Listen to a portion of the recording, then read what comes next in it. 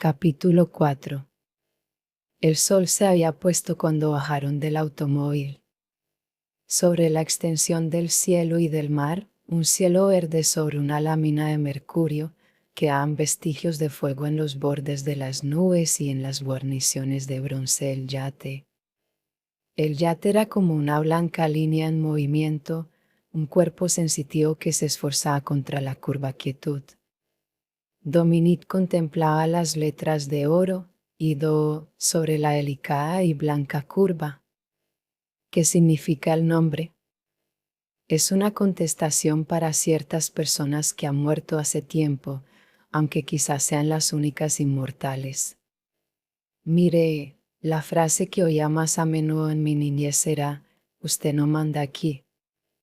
Ella recordaba haber oído decir que Winand nunca había contestado antes a la pregunta. Le había respondido de súbito, parecía que no tenía conciencia de haber hecho una excepción. Ella percibió en él una actitud extraña y nueva, un aire de serena determinación.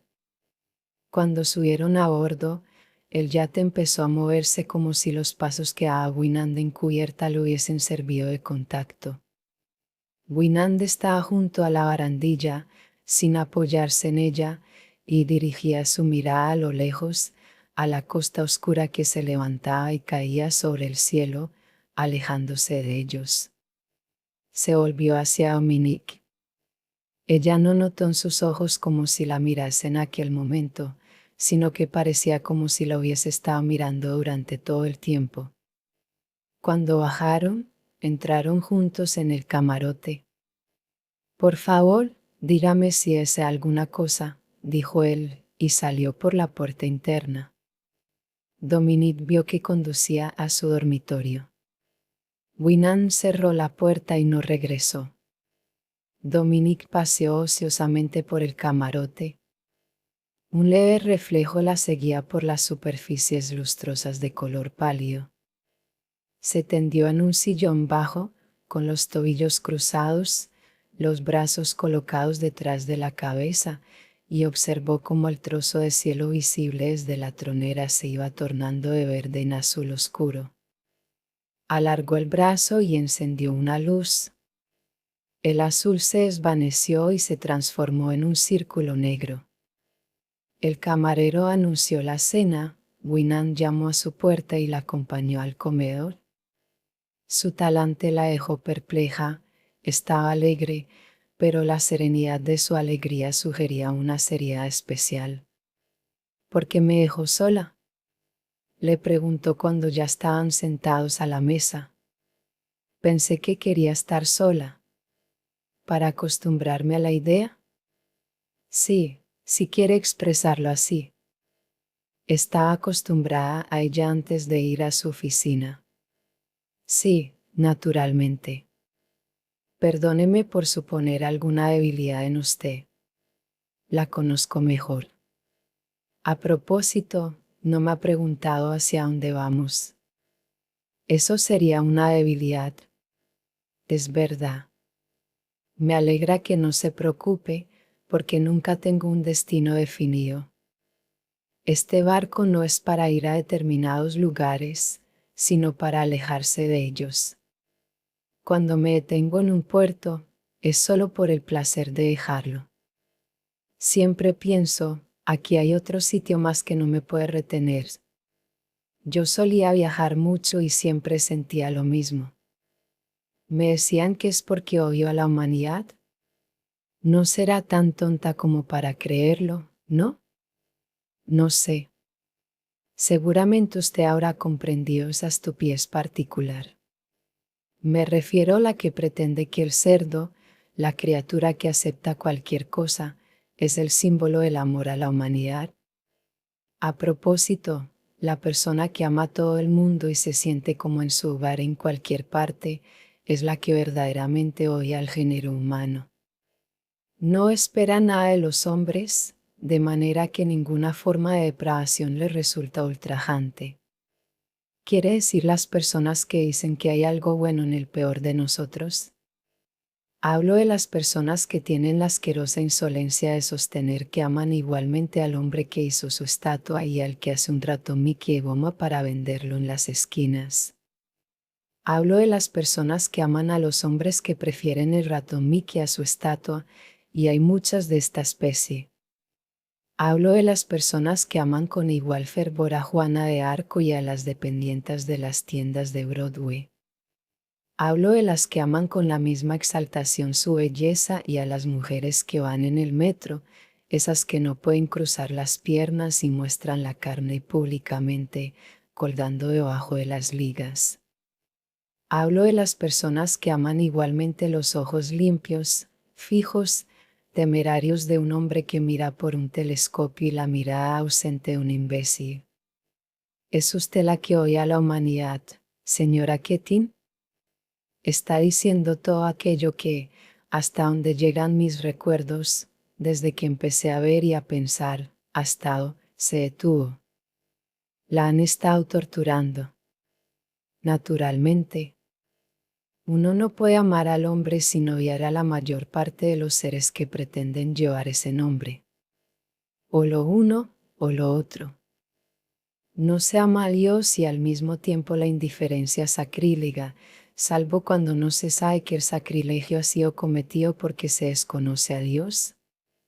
¿Qué diría si le doy la respuesta que generalmente me da la gente, que amor es perdón? Le diría que es una indecencia de la cual usted no es capaz, aun cuando usted piense que es una experta en tales cuestiones. O que el amor es piedad. Cállese. Es desagradable oír cosas semejantes. Oírselas a usted resulta más odioso, aun en broma. ¿Cuál es su respuesta? El amor es reverencia y culto y gloria y la mirada puesta en lo alto. No es un vendaje para llagas sucias. Pero no cesa esto. Los que hablan de amor más promiscuamente son los únicos que nunca lo han sentido. Hacen una especie de guiso insulso de simpatía, compasión, desprecio, indiferencia general, y a eso le llaman amor. Una vez que se siente lo que significa amar, la pasión plena para la elevación plena, tal como usted y yo lo conocemos, se es incapaz de algo inferior. ¿Cómo usted y yo lo conocemos? Es lo que sentimos cuando contemplamos algo como su estatua. No hay perdón en esto ni piedad. Y yo mataría a un hombre que me asegurase que la hay. Pero vea, cuando ese hombre mira su estatua, no sentirá nada. Eso, o un perro con una pata rota, es lo mismo para él. Hasta siente que se torna algo más noble al vendar la pata del perro que si contemplara su estatua. De modo que si busca un destello de grandeza, si anhela exaltación, si busca a Dios y se niega a lavar las heridas, la llaman enemiga de la humanidad porque ha cometido el crimen de conocer un amor que la humanidad no merece. Señor Winand, ¿leyó lo que escribí y que motivó mi expulsión? No. No lo leí entonces. No me atrevo a hacerlo ahora. ¿Por qué? Él seguía ignorante del asunto. Dijo sonriendo. Y de ese modo vino a verme y me dijo, usted es la persona más vil de la tierra, pues ame para que me desprecie a mí misma. Yo carezco de aquello por lo cual la mayoría de la gente vive. Ellos encuentran soportable la vida, pero yo no. ¿Ve usted lo que me ha mostrado ahora? No esperaba que lo comprendiera. No. No podía verlo el director del New York Banner, desde luego. Eso se comprende. Lo esperaba una hermosa prostituta, amiga del Schwarzenegger. Se rieron juntos. Dominique pensó que era extraño que pudieran conversar sin esfuerzo, como si él hubiese olvidado el propósito de su viaje. Su calma se había transformado en un contagioso sentimiento de paz entre ambos. Ella observaba en qué forma sobriamente exquisita servían la cena. Contemplaba el mantel blanco en contraste con el rojo oscuro de las paredes de caoba. Todas las cosas del yate tenían un aire que le hacía pensar que aquel era el primer lugar verdaderamente lujoso donde había entrado.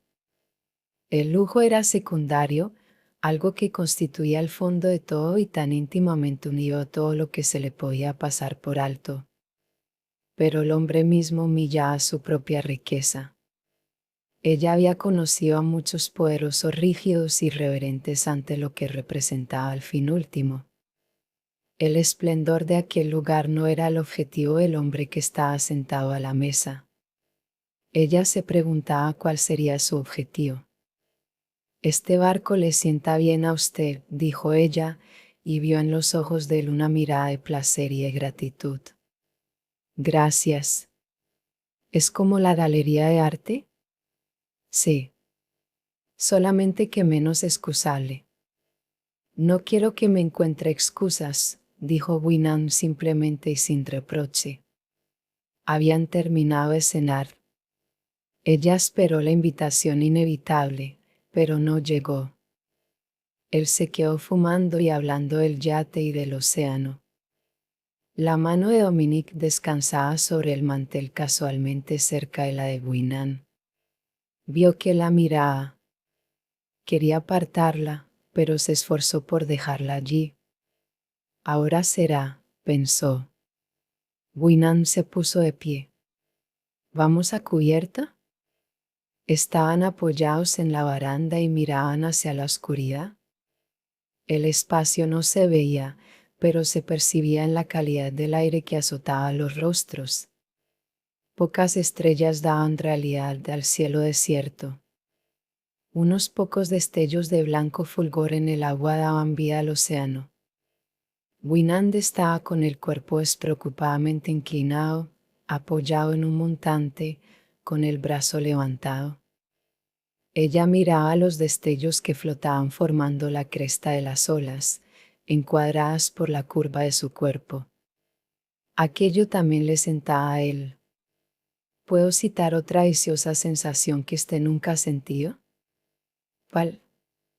Nunca pensando cuán pequeño se siente uno cuando mira el océano. Del río. Nunca. Ni mirando los planetas, ni los picos de las montañas, ni el Gran Cañón del Colorado.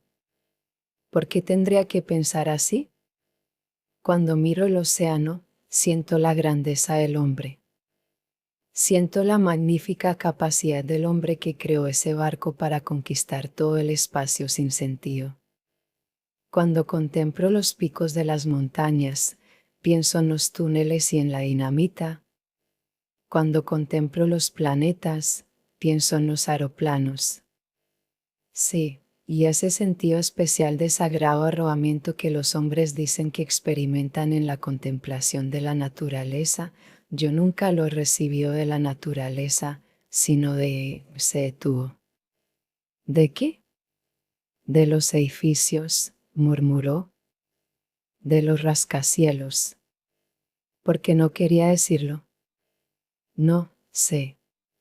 Yo haría la puesta de sol más hermosa por la vista de las líneas de los rascacielos de Nueva York, particularmente cuando uno no ve los detalles y sí solamente las formas.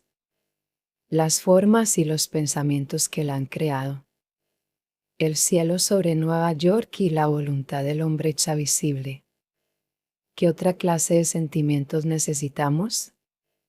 Y después me hablan de peregrinaciones a algún santuario húmedo de la jungla donde se va a rendir homenaje en un templo desmoronado a un monstruo de piedra receloso, con una gran panza, creado por algún salvaje con lepra. ¿Quieren ver el genio y la belleza? ¿Buscan un sentido de lo sublime? Que vayan a Nueva York, a las costas del Hudson, que contemplen y se arrodillen. Cuando miro la ciudad a través de mi ventana, no tengo la sensación de mi pequeñez, pero tengo la impresión de que si hubiera guerra y amenazara todo eso, me arrojaría yo mismo al espacio, sobre la ciudad, para proteger esos edificios con mi cuerpo. Dale, no sé si estoy escuchando a usted o a mí misma. No se acaba de escuchar a sí misma. Dominique se sonrió. Realmente, no. Pero no voy a contradecirle, Gale. Gracias, Dominique. Su voz era suave y atenta. Pero no estamos hablando de usted ni de mí. Estábamos hablando de otras personas. Winnan se apoyó en la baranda y habló contemplando los reflejos del agua. Es interesante especular sobre las razones que hacen que los hombres tengan tantas ansias de degradarse a sí mismos. Es como esa idea de sentirse pequeños ante la naturaleza.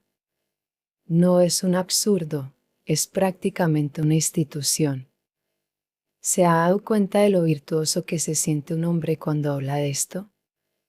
Mire, parece que dijera, estoy encantado de ser un pigmeo, mire cuán virtuoso soy. ¿Ha oído con qué alegría se cita alguna celebridad que manifiesta que no se siente tan grande cuando contempla las cataratas del Niágara? Es como si estuviera saboreando, con completa alegría, que lo mejor de ellos no es nada más que el polvo delante de la fuerza brutal de un terremoto. Como si se pusieran a cuatro patas, frotando su frente contra el barro ante la majestad de un huracán. Pero ese no es el espíritu que domina al fuego, al vapor, la electricidad, que cruza el océano en balandros, que construye aeroplanos y presas y rascacielos. ¿Qué es lo que temen? ¿Qué es lo que tanto odian aquellos que gustan de arrastrarse? ¿Y por qué? Cuando pueda responder a eso, dijo ella, haré la paz con el mundo. Él continuó hablando de sus viajes por los continentes que estaban más allá de la oscuridad que los rodeaba, la oscuridad que hacía del espacio una suave cortina que presionaba contra sus párpados. Ella esperó. Se abstuvo de contestar. Le brindó una oportunidad para aprovechar los breves silencios, para pronunciar las palabras que ella esperaba. Él le dijo, ¿está cansada, querida? No. Le traeré una silla de cubierta, si se quiere sentar. No, me gusta estar de pie aquí. Hace un poco de frío. Ella escuchaba la velocidad del navío en el ruido del agua, contemplaba la espuma susurrante de protesta contra la estela que cortaba una larga herida a través de la superficie. ¿Cuándo bajaremos?, preguntó ella. ¿No bajaremos?, lo dijo con tranquilidad, con una sencillez extraña, como si se sintiera importante ante un hecho que no podía alterar. ¿Quiere casarse conmigo?, le preguntó. Dominique no pudo evitar la conmoción. Él lo había previsto y sonreía con calma, comprendiendo. Sería mejor no decir nada más. Habló con precaución. Pero usted prefiere oírlo, porque ese silencio entre nosotros es más de lo que tengo derecho a esperar. Usted no quiere decirme mucho, pero yo he hablado por usted esta noche, de manera que déjeme hablar por usted nuevamente. Me ha elegido como símbolo de su desprecio por los hombres. No me ama. No me quiere conceder nada. Yo soy solamente un instrumento de su propia destrucción. Sé todo eso, lo acepto y quiero que se case conmigo. Si quiere cometer un acto indecible, como venganza contra el mundo, tal acto no debe ser venderse a su enemigo, sino casarse con él. No casa bien lo peor de este con lo peor de él, sino lo peor de este con lo mejor de él. Usted lo ha probado una vez, pero su víctima no era digna de ese propósito. Vea, estoy defendiendo mi caso con sus propios términos. Lo que sean los míos, lo que quiero encontrar en ese matrimonio no tiene ninguna importancia para usted, de manera que solo yo lo consideraré. Usted no tiene por qué saberlo. No tiene por qué considerarlo. No le exijo promesas ni le impongo obligaciones. Podrá dejarme cuando quiera. De paso, dado que no le interesa, le diré que la amo. Ella estaba con un brazo extendido detrás de Gwynan, con los dedos aferrados a la baranda. No quería eso, dijo.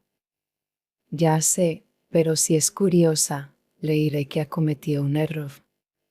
Me ha permitido que contemple la persona más pura que he visto jamás. ¿No es ridículo eso, después de la manera de conocernos? Dominique, he empleado mi vida en tirar de los hilos del mundo. Lo he visto todo. Piensa que puedo creer en la pureza, a menos que venga entretejida en alguna forma terrible como la que usted ha elegido. Pero lo que yo siento no debe afectar su decisión. Ella se quedó mirándole, mirando con incredulidad a todas las horas que habían dejado atrás. Su boca tenía la forma de la dulzura. Él lo notó. Dominique pensó que cada palabra que le había dicho había sido pronunciada en su propio lenguaje, que esta oferta y la forma que le dio pertenecían a su propio mundo, de modo que quedaba destruido su propósito al hacer imposible una degradación con un hombre que se expresaba así. Ella quiso aproximarse, decírselo todo, encontrar un instante de libertad en su comprensión y después pedirle que no la viese nunca más. Entonces Dominique recordó. Gwynan advirtió el movimiento de su mano. Sus dedos no se apoyaban firmemente en la baranda, traicionando una necesidad de apoyo, dando importancia al momento, descansaban y se cerraban en la baranda como si estuviera empuñando riendas, porque la ocasión no requería ningún esfuerzo serio. Recordó el templo de Stoddard. Pensó en el hombre que estaba en presencia suya, que hablaba de pasión por la elevación plena, que hablaba de proteger los rascacielos con su cuerpo, y vio un retrato en la primera hoja del New York Banner contemplando la casa Andrade con el encabezamiento: ¿Está contento, señor superhombre? ¿Casarme con usted? ¿Para llegar a ser la esposa de los diarios de Gwynan? Advirtió el esfuerzo de su voz para contestarle. Si usted quiere llamarlo así. Me casaré con usted. Gracias, Dominique. Ella esperó con indiferencia. Cuando Gwynan se volvió hacia ella, habló como había hablado durante todo el día, con voz tranquila, con tono de alegría. Pabrullaremos el crucero. Nos tomaremos nada más que una semana, quiero tenerla aquí algún tiempo. Saldrá para Reno al día siguiente de nuestra llegada. Yo me encargaré de su marido. Va a tener esto un Gigi, como no quiere otra cosa, puede irse al diablo. Nos casaremos el día que usted regrese. Sí, Gail, ahora bajemos. ¿Quiere bajar? No, pero no quiero que nuestro casamiento tenga importancia. Yo quiero que sea importante, Dominique. Por eso no la quiero tocar esta noche. Hasta que nos casemos. Sé que es insensato. Sé que una ceremonia nupcial no tiene ningún significado para ninguno de los dos, pero la única normalidad posible entre nosotros es ser convencionales. Por eso lo quiero. No tengo ningún otro modo de hacer una excepción. Como quiera, Gail. Después la trajo hacia él y la besó en la boca. Era la consumación de sus palabras, la manifestación última, una manifestación de tal intensidad que ella trató de mantenerse rígida para no corresponder, para no sentir que su cuerpo correspondía, forzada a olvidar todo, menos el hecho físico de un hombre que la estaba abrazando. La dejó ir. Ella notó que lo había advertido. Gwynan se sonrió y dijo: «Estás cansada, Dominique. Buenas noches. Quiero quedarme aquí un momento». Dominique se alejó sumisamente y descendió a su camarote.